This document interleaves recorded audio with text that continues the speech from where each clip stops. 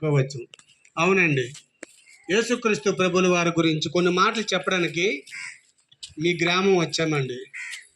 అయితే ఏంటి అంటే, నశించిపోయిన ఆత్మలన్నిటిని రక్షించడానికి కోసం యేసుక్రీస్తు ప్రభుల వారు ఈ భూమి మీదకి వచ్చారు.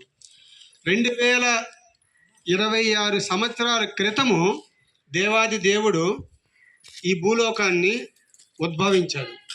ఉద్భవించి మనము చేసిన పాపాలకి, మనం చేసిన ద్రోహాలకి, మనం చేసిన అన్యాయాలకి, మనం చేసిన ప్రతి ఒక్క శరీరంతో చేసిన పాపాలకి ఆయనకి కొరడా దెబ్బలు కొట్టారు, ముళ్ళ కిరీటం పెట్టారు. అంటే మన తలతో, మన మైండ్తో చేసిన పాపాలకి ముళ్ళ కిరీటం పెట్టారు, మన హృదయంతో చేసిన పాపాలకి బల్లింపోట్లు పొడిచారు.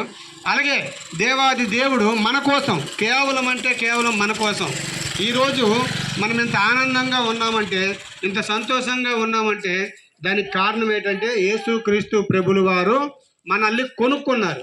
తన క్రయధనం ఇచ్చి కొనుక్కున్నారు. ఏమిచ్చి కొనుక్కున్నారండి? క్రయధనం ఇచ్చి కొనుక్కున్నారు. హల్లెలూయా.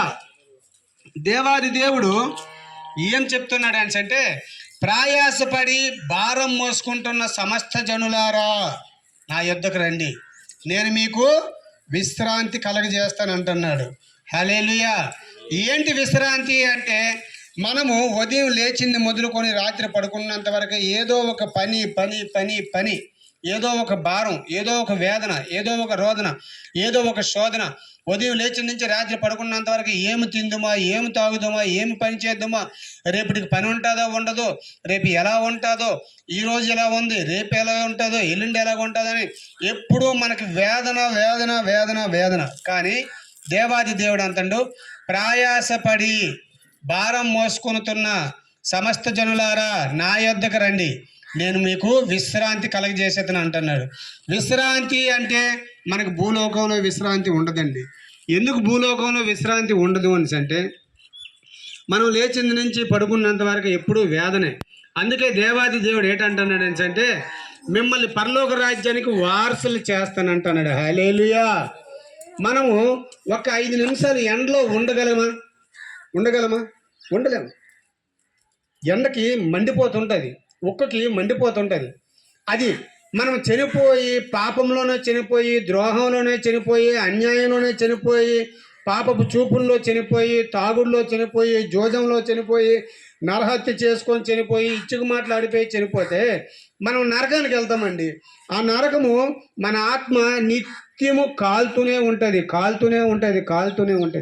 అందుకే దేవుడు ఏంటంటున్నాడు అంటే, నా దగ్గరికి రండి, మీరంతా నా దగ్గరికి రండి, మీరు మారు మనసు పొందండి, రక్షణ పొందండి, బాప్తిసం పొందండి, మీకు పరలోక రాజ్యాన్ని నేను వారసులుగా చేస్తానంటండి. పరలోక రాజ్యము అక్కడ చీకటి ఉండదండి, అక్కడ ఏడుపులు ఉండవండి, అక్కడ పండ్లు కొరుకులు ఉండవండి, అక్కడ వేదన ఉండదండి, అక్కడ రోదన ఉండదండి, అక్కడ శోధన ఉండదండి.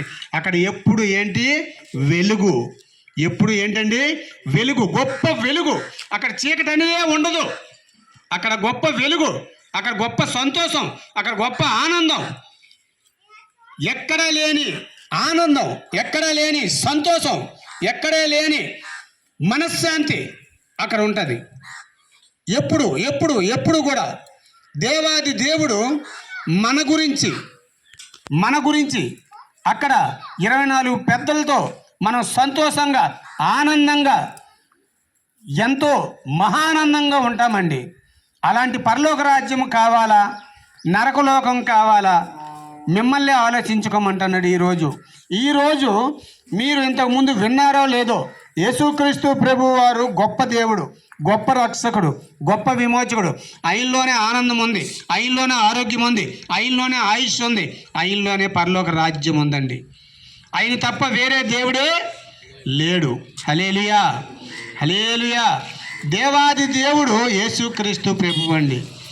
ఆ దేవుణ్ణి మీరు నమ్ముకుంటే, ఆ దేవుణ్ణి మీరు తెలుసుకుంటే మీ జీవిత కాలము కూడా ధన్యులు అవుతారండి. హల్లెలూయా. అన్యులు కాదండి, ధన్యులు అవుతారండి. ఈ మాట మీరు గుర్తుంచుకుంటారని మేము నమ్ముతాను. అలాగే ఇక్కడ తురకనాయుడు వలసలో స్టీఫెన్ పాల్ అనేసి ఇగో ఈ సేవకులు ఇక్కడ పరిచర్య చేస్తున్నారు.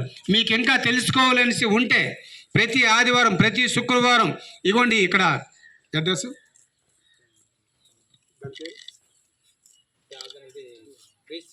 క్రీస్తు స్వరం 3 రోడ్ల జంక్షన్లో క్రీస్తు స్వర ప్రార్థన మందిరం అనేసి ఉంది. అక్కడ దైవజములు స్టీఫెన్ పాల్ గారు అనేసి పరిచర్య చేస్తున్నారు. మీరు ఇంకా ఏదైనా తెలుసుకోవాలనుకుంటే అక్కడికి వెళ్ళి తెలుసుకోండి. ఈ కొద్ది మాటలు దేవుడు దీవించును గాక. ఆమెన్. హల్లెలూయా.